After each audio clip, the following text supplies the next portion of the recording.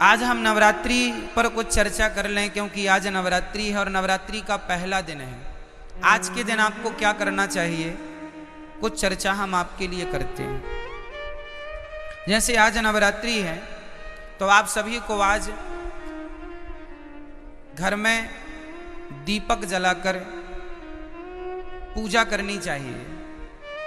और नवरात्रि का अर्थ कई लोग कहते हैं, आप लोग समझते नहीं हैं, सनातन धर्म की गूढ़ता को लोग जानते नहीं हैं। आज नवरात्रि में केवल माता जी की पूजा नहीं होती।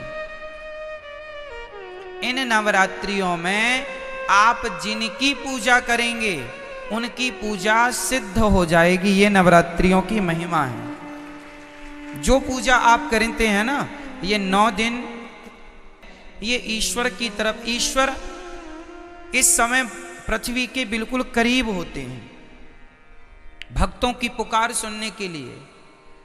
कुल मिला के ये कहें कि जैसे गर्मियों की छुट्टी में आप लोग मन बना लेते हैं, चलो घूम आवें, अब बच्चों की पढ़ाई लिखाई नहीं है, चलो थोड़ा कहीं घूम आवें, तो कोई कहीं कोई कहीं गर्मियों की छुट्टी में लोग निकल जाते हैं। उसी तरह भगवान साल में 2 बार पृथ्वी के समीप आते हैं देखने के लिए कि भक्तों का क्या चल रहा है। तो 9 दिन का भगवान छुट्टी का टाइम निकाल के 9 दूनी 18, साल में 18 दिन, नवरात्रि के 9 दिन, ये नवरात्रि के 9 दिन वो। इन नवरात्रियों में विशेष रूप से कौन, माँ अपने बच्चों को देखने आती है कि मेरे बच्चे कैसे हैं। हम सभी कौन हैं, बच्चे हैं। किन के बच्चे हैं, माँ। कौन है वो हमारी माँ, कौन माँ, कौन माँ। कोई कहे अम्बे माँ, कोई कहे दुर्गा माँ, कोई कहे लक्ष्मी माँ, कोई कहे भद्रकाली माँ, कोई कहे काली माँ, कोई कहे चंडी माँ। तो ये बताओ देवियां कितनी होती हैं, बोलो मेरी माँ।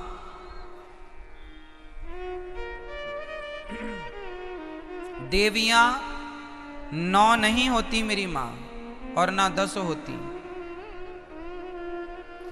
फिर तो 52 शक्ति पीठ हैं, तो 9 ये गिन लो, फिर 52 वो भी गिनो। कामाख्या माता अलग है, ज्वाला माता अलग है, केला माता अलग है, शारदा अलग है। नवरात्रि में 9 में शारदा छोड़ी आती हैं, 9 में कामाख्या माता छोड़ी आती हैं। तो फिर 52 वो गिन लो और 9 ये गिन लो, तो फिर ये सब कोई गणना नहीं है। गिनती क्या है वो हम आपको नवरात्रि की सच्चाई आपको बताएंगे। एक्चुअली हमारी माता एक ही माता है, एक ही माता है। कौन सी माता, हमारी सबकी एक ही माता है, जिन माता का नाम है लक्ष्मी माता। उन्हीं लक्ष्मी माता का एक नाम है दुर्गा। जैसे पानी और नीर और जल, कितने नाम हो गए, 3 नाम हो गए, नाम 3 हो गए, पर बात एक ही है, तत्व एक ही है। आप कहेंगे पुष्प, सुमन, फूल, एक ही ना बात है, क्यों जी, सही है। जैसे किसी एक वस्तु के पर्याय अलग होते हैं, पर्यायवाची हैं ये। आकाश को हम गगन भी कहते हैं, आकाश भी कहते हैं, अंबर भी कहते हैं, बहुत सारे पर्यायवाची मिल जाएंगे आपको। उसी प्रकार जैसे पुष्प के अनेक पर्यायवाची हो सकते हैं और होते हैं, सूर्य के अलग पर्यायवाची होते हैं, सूर्य है, भास्कर है, आदित्य है ना, भौमाय न भौम है, सब सूर्य भगवान के नाम हैं। जैसे सूर्य भगवान के 12 नाम हैं, जैसे पुष्प के अनेक नाम हैं, उसी प्रकार से देवी एक है, माता भगवती लक्ष्मी।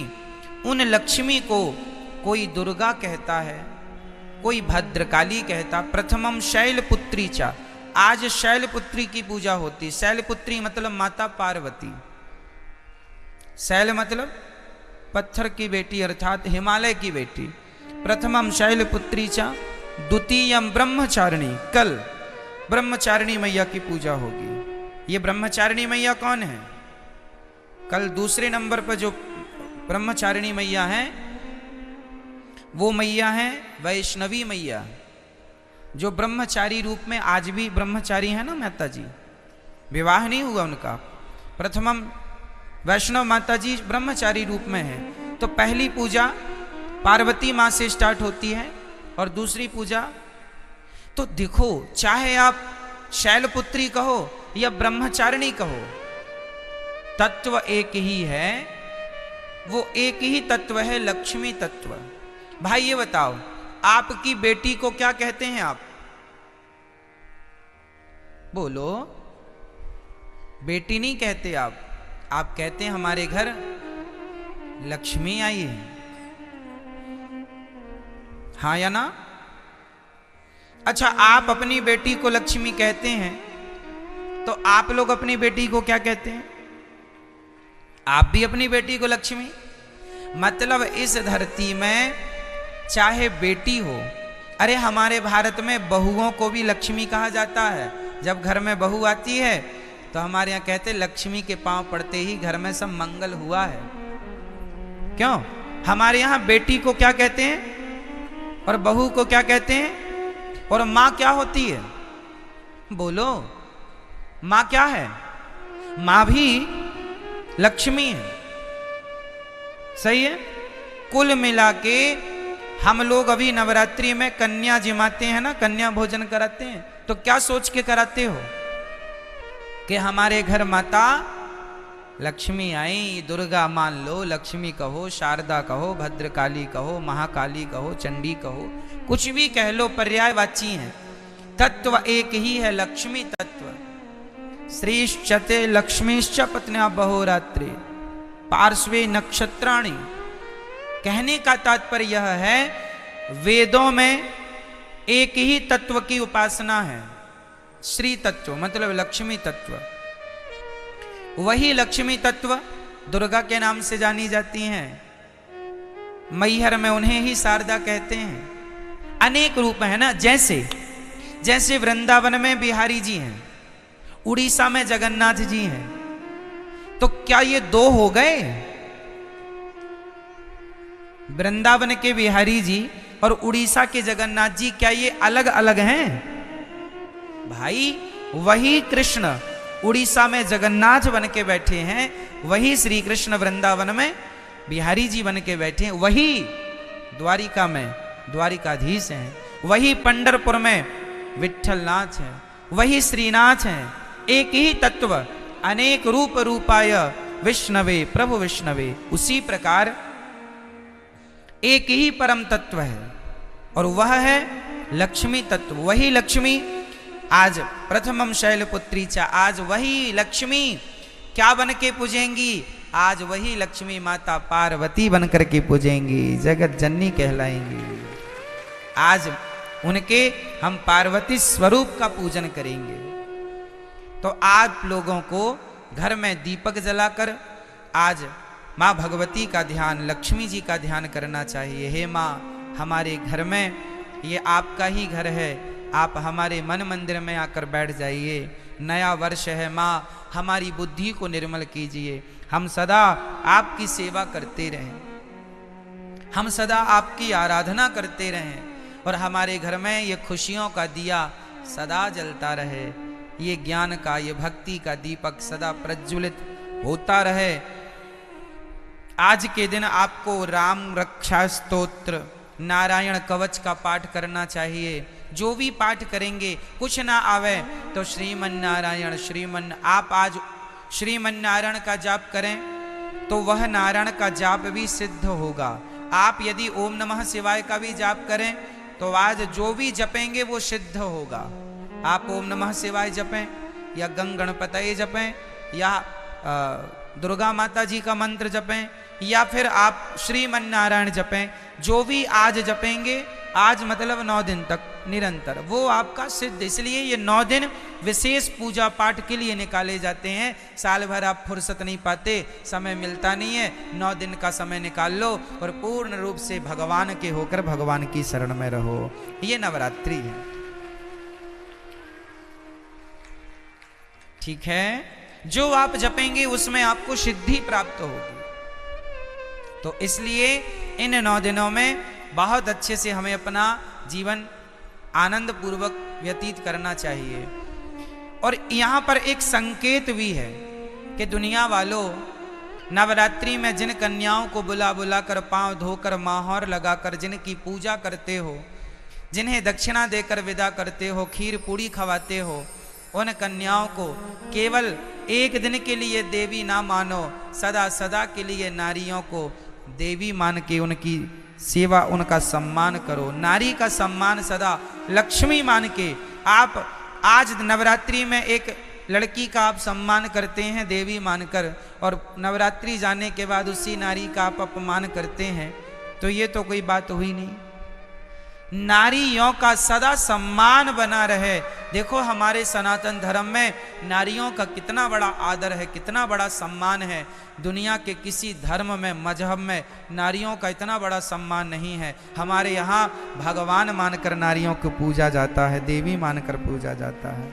और केवल नवरात्रि में नहीं, नवरात्रि आई तो नवरात्रि के द्वारा तुम ये मान लो कि भाई ये सदा सर्वत्र पूज्य है। नारी तो सदा पूज्य है, केवल नवरात्रि में नहीं, ऐसा नहीं, सर्वत्र, सब जगह, हमेशा 365 दिन। तो नवरात्रि की बड़ी महिमा है। इन नवरात्रियों का पूजन भागवत जी में आता है कि भगवान श्री कृष्ण के जब जामवंत जी से युद्ध करने भगवान गए, तब उनकी अनुपस्थिति में 9 दिन का द्वारिका में एक महायज्ञ हुआ था देवी जी को प्रसन्न करने के लिए। तो नवरात्रि तो भगवान श्री कृष्ण भी मनाते थे, नवरात्रि तो भगवान श्री राम भी मनाते थे। तो आप सभी को नवरात्रि की लाखों लाख शुभकामनाएं, बधाई, आपका जीवन मंगलमय हो। आज के दिन आप लोग अपने घर में कम से कम एक कन्या को बुलाइए शाम को, और एक कन्या का भोजन कराइए। आज शाम को ही बुला लेना, क्योंकि अब तो 3 बज गए हैं। अब कल से सुबह बुला के कल 2 कन्याओं को खिलाना। पहले दिन एक कन्या को भोजन कराना चाहिए, एक से ज्यादा भी हो जाए चलेगा, कम से कम एक। पहले दिन हमेशा एक कन्या, दूसरे दिन 2 कन्या, तीसरे दिन 3 कन्या, चौथे दिन 4, 5वें दिन 5, छठे दिन 6, 7वें दिन 7, 8वें दिन 8 और 9वें दिन 9 कन्याओं का भोजन करें। आप नवरात्रि में कुछ लोग व्रत रखते हैं, अच्छा है। जो नहीं रखे हैं वो नवरात्रि के अंत में अर्थात नवमी का व्रत, 3 व्रत तो हमें करने ही चाहिए। नवरात्रि का लोग करते हैं, अच्छा है, परंतु 3 व्रत, पहला एकादशी, दूसरा रामनवमी और तीसरा कृष्ण जन्माष्टमी, ये हम वैष्णवों के श्रेष्ठ व्रत हैं, हम भारतीयों के, ये व्रत तो करने ही चाहिए। तो ये व्रत का अर्थ होता है उस दिन ज्यादा से ज्यादा भगवान का चिंतन, और अपने घर में कन्याओं को जरूर बुलाकर उनका सम्मान करके उनको आदर सहित भोजन कराइए, चरण धोइए। और यदि कन्या ना मिले तो कोई बात नहीं, अपनी माँ के चरण धोकर अपनी माँ को श्रद्धा से भोजन कराओ, ये सोचकर कि ये भगवान है, माँ है। माँ आपके घर में कन्या ना हो तो माँ तो है, तो माँ की चरण धोकर माँ का सम्मान कीजिएगा, ठीक है। ये नवरात्रि में देवी का पूजन, तो देवी तुम्हारी माँ देवी नहीं है क्या? क्यों? माँ से बड़ी कोई देवी है? इसलिए अपनी माँ। कई लोग ना अभी इस नवरात्रि में तो नहीं, जो अगली नवरात्रि आएगी वो नवरात्रियों में, उस नवरात्रियों में लोग माता जी घर घर बिठाते हैं, हर गली चौराहे में माता जी बैठती हैं ना। हम कहते हैं कि आप मिट्टी की माता जी बनवा के बिठाते हैं, अच्छा है, सम्मान कीजिए, श्रद्धा रखिए, अच्छा है, सब ठीक है। पर वो माता जो मिट्टी की बनी है उन माता में श्रद्धा तो रखिए, पर उनसे ज़्यादा उस माता में श्रद्धा रखिए जो परमात्मा ने बनाई है, जिसे आप अपनी माँ कह के बुलाते हैं। माता, उसका तो असली नाम माता ही है, माँ है।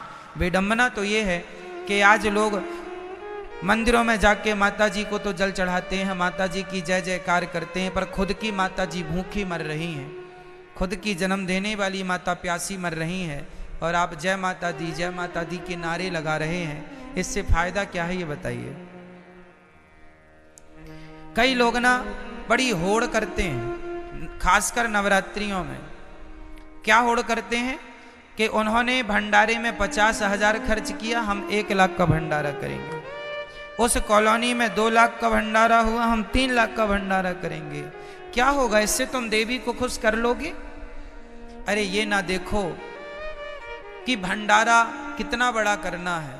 ठीक है, जरूरतमंदों को भोजन कराना जरूरी है, ठीक है, कराना चाहिए, अन्नदान श्रेष्ठ दान है। पर ये मत भूलिए कि आप अपनी 50,000 का भंडारा तो आप करा रहे हैं, सबको खिला रहे हैं, पर खुद की माँ बुढ़ापे में अलग बनाकर खा रही है, तो आप कौन सी देवी को खुश कर रहे हैं? क्या आपके इस व्यवहार से आपकी खुद की माँ भूखी मर रही है और आप सबको भरपेट भोजन कराएं, क्या आपके इस व्यवहार से माँ भगवती प्रसन्न हो जाएगी?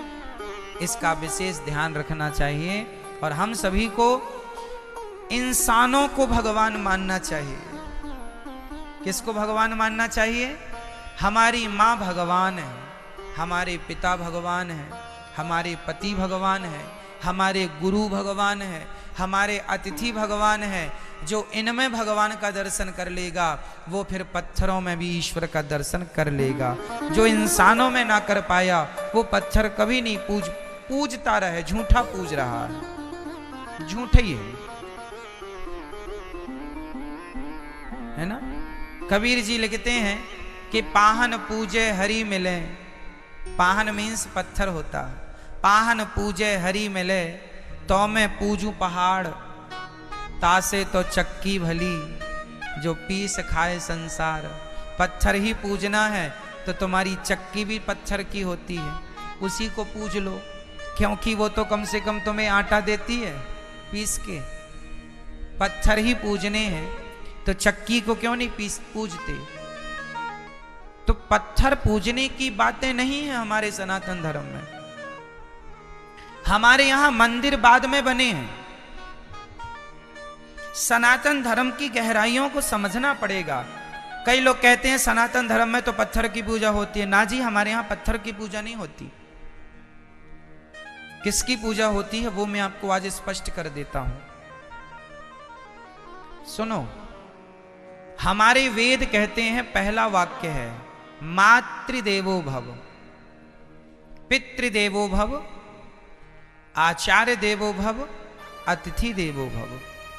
ये 4 वाक्य वेद का पहला मंत्र है। ये वेद यहां से शुरू होते हैं। पहली आज्ञा वेदों की क्या है?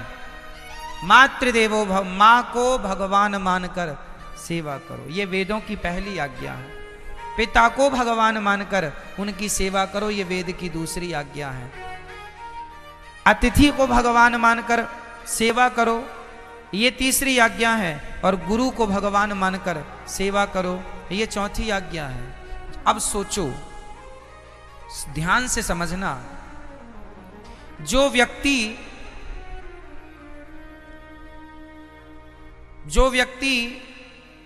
पहाड़े में काखा गाघा को समझ लेगा, भाई अखबार में भी काखा गाघा ही लिखा है, पर अखबार के काखा गाघा को समझने के लिए पहले आपको कौन सा काखा गाघा पढ़ना पड़ेगा?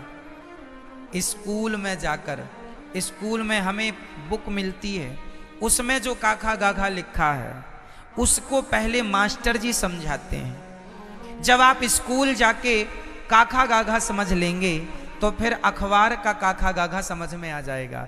यदि स्कूल में काखा गाघा समझ नहीं पाए तो अखबार आप पढ़ नहीं पाएंगे।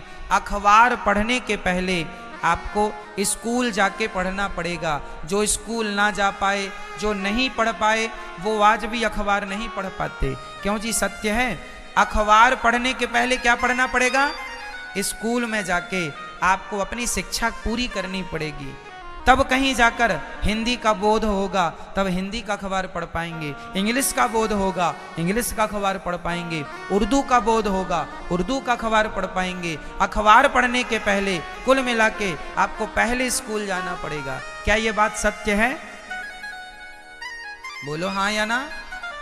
उसी तरह जैसे स्कूल में काखा गाघा समझ लिया एक बार, उसके बाद दुनिया में कहीं काखा गाघा लिखा हो हम तुरंत समझ लेंगे। और स्कूल में नहीं समझा तुमने काखा गाघा, तो फिर जमाने में लिखा तो है, तुम समझ नहीं पाओगे कि लिखा क्या है। आप देखो यहां बहुत कुछ लिखा है, कौन समझ पाएगा?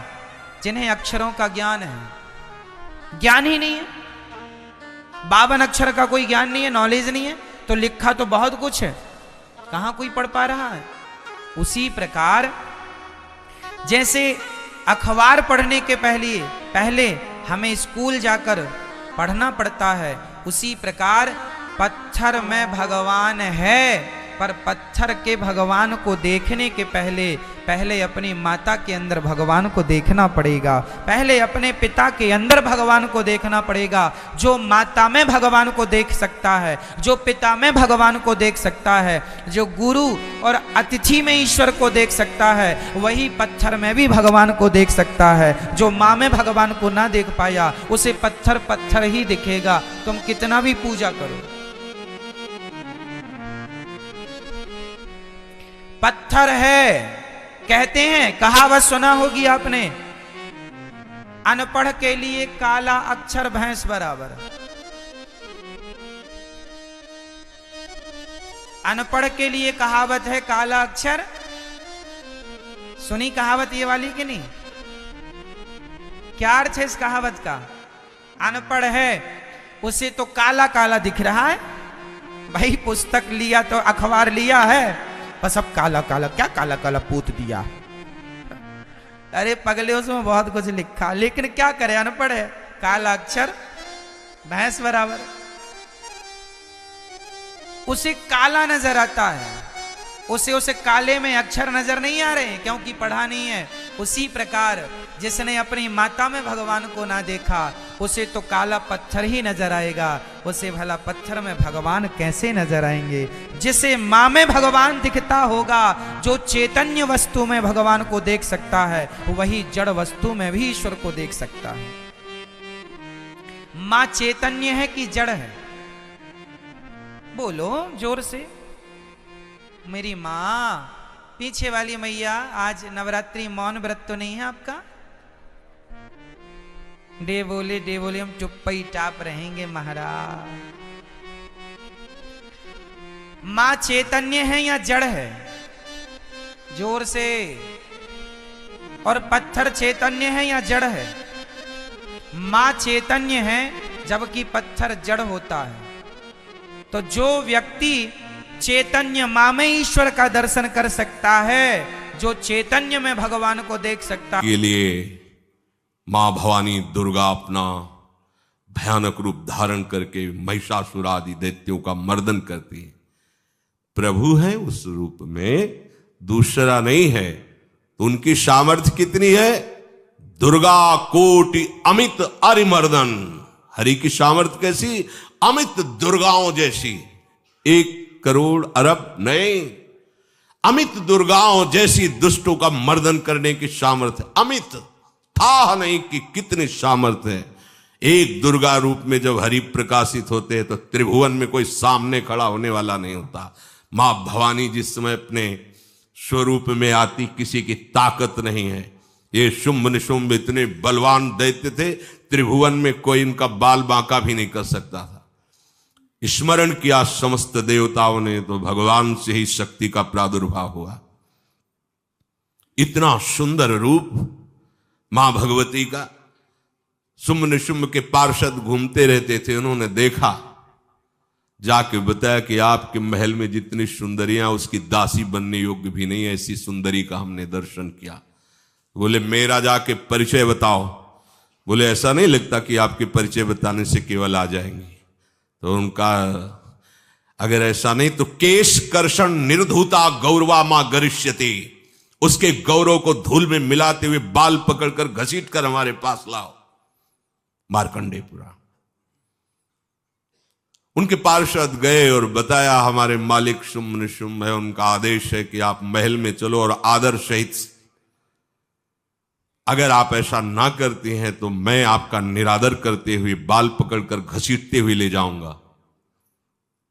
देवी जी ने मुस्कुरा दिया और कहा अपने मालिक से कह दो जाकर के कि हम उसी की आज्ञा पालन करती जो हम पर युद्ध में विजय प्राप्त कर ले। वो जाके बोले हाँ वो तो मतवाले, त्रिभुवन में कोई जोड़ ही नहीं था।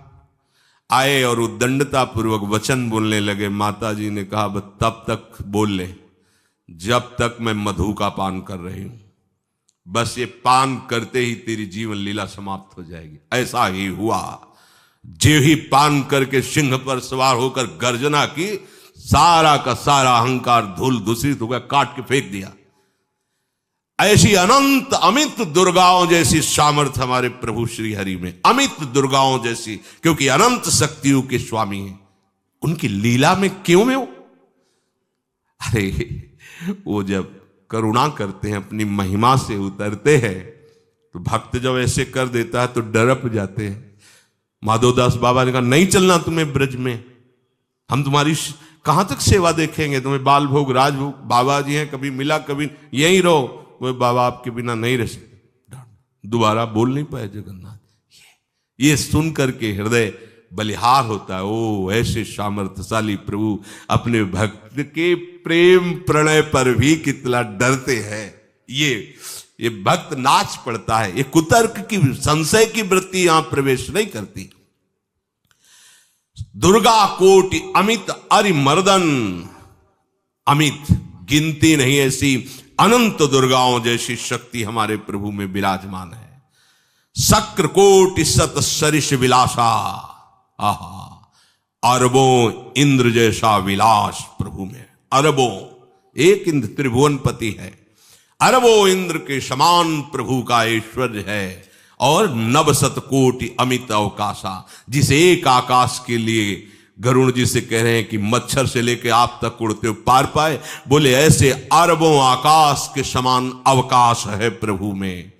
मरुत कोटि सत विपुल बल, रवि सत कोटि प्रकाश, शशि सत कोटि सुशीतल, समन सकल भव त्रास। आहा अरबों पवन के समान महान बल है। अगर त्रिभुवन में कोई बल है तो पवन में बल है, वायु बल। बड़े बलवान देवता, बल में इनके समान कोई नहीं। इन्हीं के अंश से प्रकट होते पवन पुत्र हनुमान, और इन्हीं के अंश से प्रकट होते पवन पुत्र भीम। बेजोड़ बलशाली महात्मा दोनों, महात्मा बेजोड़ बलशाली। जेगिर चरण दे हनुमंता, चले उसोगा पाताल तुरंता। जिमि अमोघ रघुपति कर बाना, ये ही भांति चले हनु। किलकार दे तो राक्षसियों के गर्भ गिर जाते थे। ऐसे महान बली हनुमान जी। और भीम का क्या कहला है? जब ये देव पुष्प उड़ करके आया और द्रौपदी जी को दिया गया, तो द्रौपदी जी ने कहा इसका जोड़ होना चाहिए, इस पुष्प का। सबसे कहा पर किसी ने नहीं सुना। भीम ने कहा कहीं भी मिलेगा मैं इससे लाएंगे। ऋषियों ने समझाया कि आगे मत बढ़ो, ये यक्षों की भूमि है, युद्ध हो जाएगा और तुम्हें तैयारी करनी है हस्तिनापुर के लिए, और तुम इधर, वो सब दिव्य हैं, पवन पुत्र हैं। किसकी मां ने अपने वेग को बढ़ाया तो महाभारत में पढ़ के देख लो, इनके चलने के वेग से वृक्ष उखड़ उखड़ कर गिर रहे थे। ऐसे जब चल रहे थे तो चलने के वेग से वृक्ष उखड़ जाते थे भीम के। तो हनुमान जी ने सोचा किसी के समझाए तो समझेंगे नहीं, तो आगे पवन पुत्र ही बैठ गए, बूढ़े बानर का भेष लेकर, लंबी पूंछे से। मार्ग में मर्यादा है, किसी पशु को भी नहीं लांघना चाहिए, विवेकवान उपासक ऐसा नहीं कि कोई सो रहा है पशु भी आप उसे लांग जाए, ऐसा नहीं। जो विवेक है, जो मर्यादा है, वैसे किसी सोते हुए को लांघना नहीं चाहिए। उन्होंने कहा है वृद्ध बानर ये अपनी पूंछ हटा ले और मार्ग दे दे, इस समय मैं विशेष कार्य के लिए जा रहा हूं। तो उनका जब कह ही दिया है वृद्ध, तो आप समझ ही रहे होगे कि वृद्ध में क्या ताकत होती। अब मेरी ताकत पूंछ हटाने की नहीं रह गई है, आपने तो वृद्ध ही कह दिया है, तो आप समझ रहे हो ना, आप पूंछ हटा लीजिए। कहा हमारी आज्ञा की अवहेलना करे, ऐसे उठी नहीं, दोनों हाथ लगाया, नहीं उठी, पूरी ताकत लगा दी। पवन पुत्र भीम की पूरी ताकत लग गई, पूछ जरा से भी नहीं ली। हाथ जोड़ के खड़े बोले हम समझ गए हमारे बड़े भ्राता आप हनुमान जी हैं, क्योंकि ऐसा कोई बानर सृष्टि में पैदा नहीं हुआ कि मैं उसकी पूंछ ला हिला सकूं, मैं समझ गया। तो मुस्कुराए और बैठ के बोले हमारी आज्ञा मानो, इस मार्ग में मत जाओ, ये देव मार्ग है, ऐसे ऐसे सिद्ध है कि आपका अपराध बन जाएगा, आप शाप से युक्त हो जाएंगे, इसलिए मैं आपको मना। बोले प्रभु जब आप कृपा करके आए हो तो हमें वो रूप दिखा दो जो लंका में आपने रूप दिखाया। बोले मत उस बात की चर्चा करो, रहने दो। बोले प्रभु एक बार देखना चाहता हूं कि मेरा बड़ा भाई कितना बलवान है। हनुमान जी ने कहा फिर देख लो। कनक भूधराकार शरीरा समर भयंकर अति बल, कांप गए। भीम जी हाथ जोड़ बोले भीम स्वर्णिम कांति, वो भयानक उनका रुद्र रूप, कांप गए, भीम कांप गए। वायु में अगर बल में देखा जाए तो सबसे ज्यादा वायु बलवान है। भगवान कैसे है? मरुत कोटि सत विपुल बल, अरबों वायु जैसी महान ताकत हमारे प्रभु में है, संशय नहीं। वो अगर छोटी सी कार्य के लिए सहयोग लेते हैं, ए उठवा दो, ऐसा कर, भक्तों के साथ वो विनोद करते, लीला करते, नहीं उनमें बल कितना है। ऐसे पवन पुत्र हनुमान जिनके चरणों को ऐसे गोद में लिए रहते हैं। एक उपनिषद में चरित्र आता है कि असुरों पर विजय प्राप्त करने के कारण देवताओं को गर्व हो गया और सभा में नृत्य गान चल रहा था। भगवान जब किसी पे गर्व करते हुए देखते हैं तो उनको अच्छा नहीं लगता। फिर सृष्टि के विधान के प्रधान अधिकारी जब देवतागण और देवराज इंद्र और उन्मत्तता, विजयश्री में उन्मत्तता आ जाती है, तो भगवान ने एक यक्ष का रूप धारण किया और सभा के प्रधान द्वार पर दिखाई दिए। देवराज इंद्र ने कहा कि पता लगाओ ये कौन है, बिना आज्ञा के, बिना सूचना के कैसे आ गया है, क्योंकि त्रिभुवनपति है ना। अग्नि देवता ने कहा मैं जाता हूं, पता लगा के आता हूं, क्योंकि किसी बलवान का परिचय पूछने के लिए निर्बल को नहीं भेजा जाता। अग्निदेव गए और कहा आप अपना परिचय दीजिए, कौन हो और यहां कैसे आए हो। तो उनका परिचय लेने के पहले हम आपका परिचय जानना चाहते हैं, आप कौन हो। तो उन्होंने कहा कि मैं अग्निदेव हूं, सामर्थ्य आपकी, त्रिभुवन को उपले की तरह भस्म कर सकता हूं। मैं समस्त प्राणियों के उदर में बैठकर अन्न और जल का पचाकर जीवन दान देता हूं, जीवन पोषण करता हूं। अच्छा, एक दिन का फेंका, हम तुम्हारी बात तभी प्रमाणित, ये उपनिषद की बात, हम तुम्हारी बात तभी प्रमाणित मानेंगे जब तुम इस तिनके को जला दोगे। अब कोई अग्नि देवता से तिनका जलाने की बात कहे, सहज में दृष्टि डाली, कुछ नहीं हुआ, पूरा पावर लगा दिया। यक्ष जी ने मुस्कुरा कर कहा तुम तो कहते थे पूरे त्रिभुवन को उपले की तरह जला दूंगा, अब गिरीवा झुकाई पहुंचे। देवराज इंद्र ने कहा कौन है? बोले असमर्थ रहा उनका परिचय जानने में, वायु देवता। आप अपना परिचय बताइए। तो आप अपना परिचय जो आए हो तो हमें पहले बताओ, तब हम अपना परिचय दें। तो उनका मैं महान देव वायु हूं। बल आपका, संपूर्ण जीवों का जीवन हूं। अगर मैं रुक जाऊं तो एक भी क्षण सृष्टि टिक नहीं सकती, क्योंकि सब वायु से जीवित है, और मैं पूरे ब्रह्मांडों को तिनके से उड़ा सकता हूं। ये तिनका है, उड़ाओ। पूरी ताकत लगा दी वायु देवता ने, तिनका नहीं उड़ा। ग्रीवा झुकाई, वापस चले गए।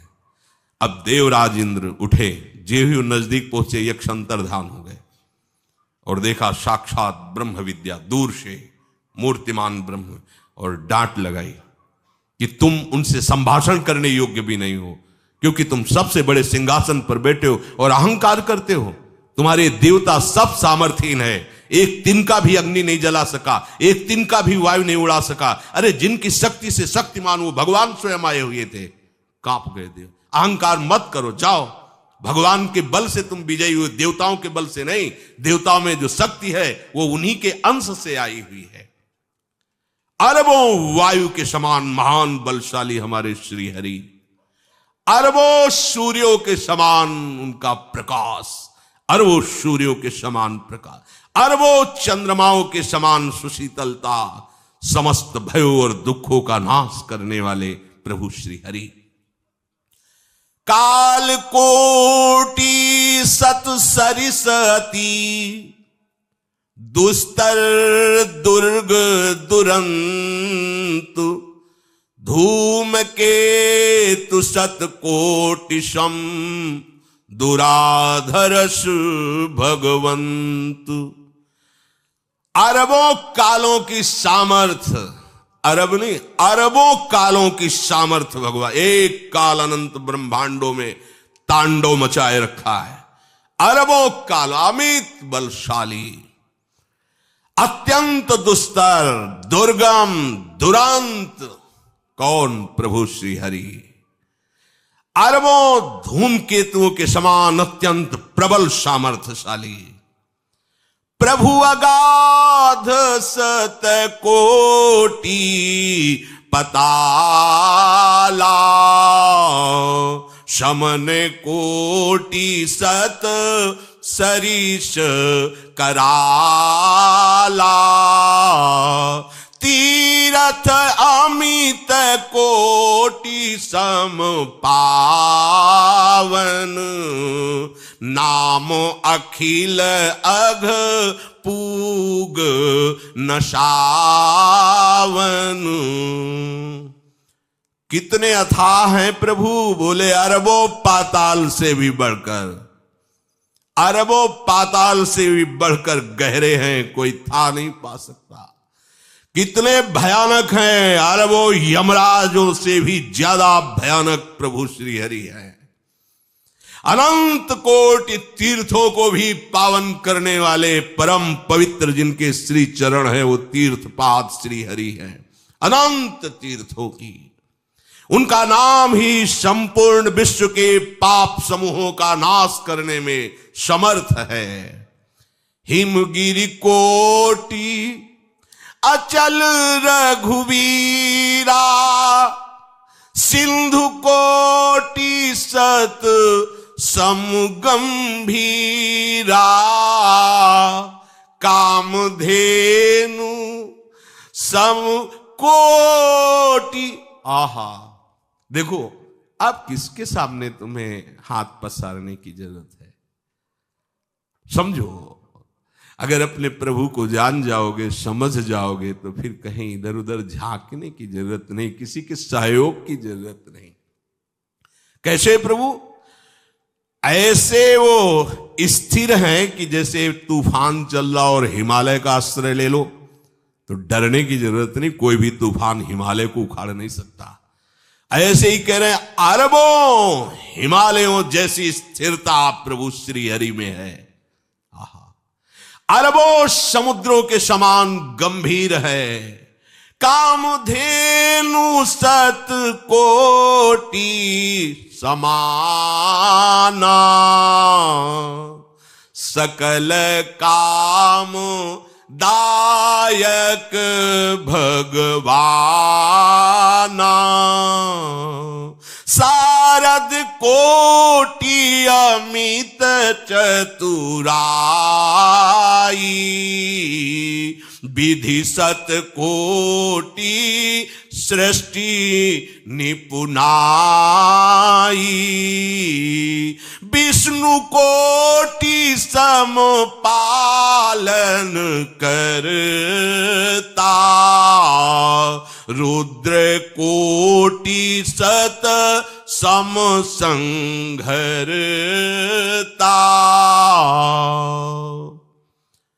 अरबों कामधेनुओं के समान प्रभु श्री हरि हैं। एक कामधेनु मिल जाए तो निहाल हो जाए। है हमारे श्री हरि कैसे? अरबों कामधेनुओं के समान है।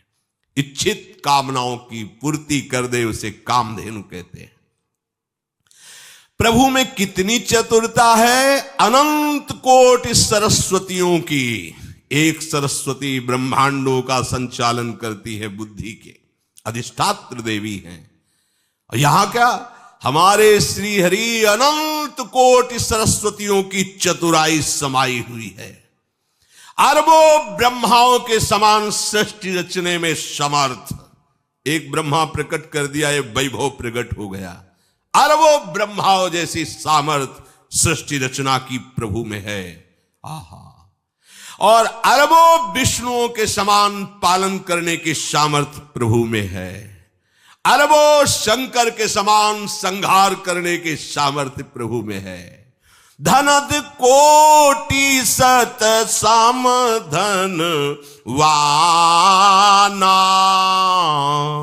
माया कोटि प्रपंच निधाना, भार धरन सत कोटि अहिसा, निरवधि निरूपम प्रभु जगदीसा। अरबों कुबेरों के समान धनवान है। अरबों मायाओं के समान सृष्टि करने में सामर्थ्यशाली है। अरबों शेष भगवान के समान अनंत भार उठाने में समर्थ है। जगदीश्वर प्रभु श्री हरि की कोई उपमा, कोई सीमा नहीं है। ये उपमा रहित और सीमा रहित है। निरुपम न उपमा आन राम समान, राम निगम कहे, जिम कोटि सत खद्योत समु, रवि कहत अति लघुताल है। यही भांति निज निज मति विलास, मुनीस हरि बखा नहीं। प्रभु भाव गाहक अति कृपालु, सप्रेम सुनी सुख मानहि। प्रभु भाव गाहक अति कृपालु, सप्रेम सुनी सुख मानहि। प्रभु श्री हरि उपमा रहित हैं। उनकी कोई अनंत ब्रह्मांडों में किसी से उपमा नहीं दी जा सकती। प्रभु के समान केवल प्रभु हैं, ऐसा वेद कहते हैं। अरबों जुगुनियों के समान यदि सूर्य को कहा जाए तो सूर्य का अपमान होता है, सम्मान नहीं। ऐसे ही जो अभी तक वर्णन किया गया उसको समझो। अरबों जुगनुओं के समान यदि सूर्य को कहा जाए तो सूर्य की प्रशंसा नहीं, एक तरह से अवहेलना है। आहा! इसी प्रकार अपनी बुद्धि के विकास के अनुसार मुनीश्वर, अपनी बुद्धि के विकास और प्रकाश के अनुसार मुनीश्वर प्रभु का वर्णन करते हैं। गुण महिमा नाम बल पर था